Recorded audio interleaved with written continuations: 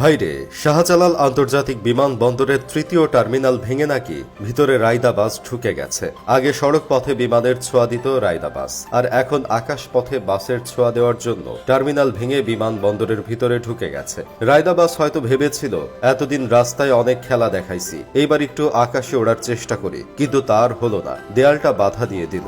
এই রায়দা পরিবহনকে আবার অনেকে মানবতার ফেরিওয়ালা নামে চিনে, কারণ তাদের মন এতটাই বড় যে তারা তাদের মনে 40 জনের জায়গায় 80 জনকে জায়গা দিতে পারে।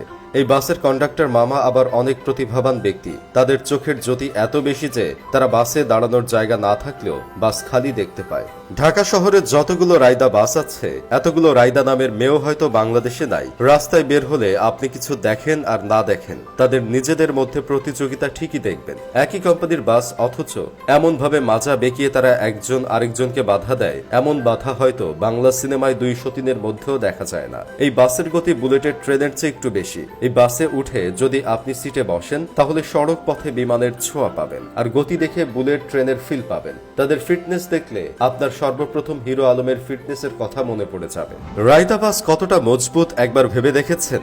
যেখানে দেয়ালের সাথে সংঘর্ষ হলে বাস ভেঙে চুরমার হয়ে যাওয়ার কথা, সেখানে বাসই দেয়াল ভেঙে চুরমার করে দিছে। এখন আপনারাই বলেন, এই বাসের ফিটনেস কত অস্থির লেভেলের। আমার তো মনে হয় রায়দা বাসে যদি 2টা পাখা লাগিয়ে দেওয়া হয়, তাহলে তারা আকাশে উঠতে পারবে। এখন আবার অনেকে বলতে পারেন, যদি রায়দা বাসে পাখা লাগিয়ে দেওয়া হয়, তাহলে আর বাস থাকবে না, রায়দা বিমান হয়ে যাবে। তাহলে এই বিমানের পাইলট আর কো পাইলট কারা হবে? দেখেন ভাই, রায়দা বাসের ড্রাইভাররা কি পাইলটের চেয়ে কম নাকি? তারা চাইলে বিমান, হেলিকপ্টার সব চালাইতে পারে। যদি নাই চালাইতে পারতো, তাহলে তো আর বিমান বন্দরের দেয়াল ভেঙে ভিতরে ঢুকে যেতে পারতো না।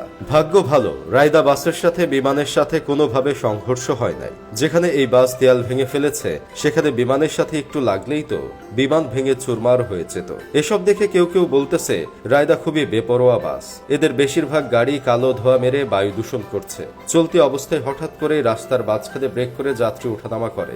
এদের মধ্যে কোনো নিয়ম নাই, এর লাইসেন্স বাতিল করা উচিত। আবার কেউ কেউ বলতেছে, যারা নিয়মিত আব্দুল্লাহপুর থেকে ঢাকায় যাতায়াত করে, তারা বুঝে রাস্তায় লোকাল বাসগুলো কতটা বেপরোয়া ভাবে চলাচল করে। কার আগে কে যাবে এমন প্রতিযোগিতায় লিপ্ত হয় এরা। কেউ কাউকে সামান্যতম ছাড় দেয় না। এতে করে গাড়ির সাথে গাড়ির ঘষা লেগে গাড়ির চামড়া উঠে গেলেও কোনো খেয়াল নেই।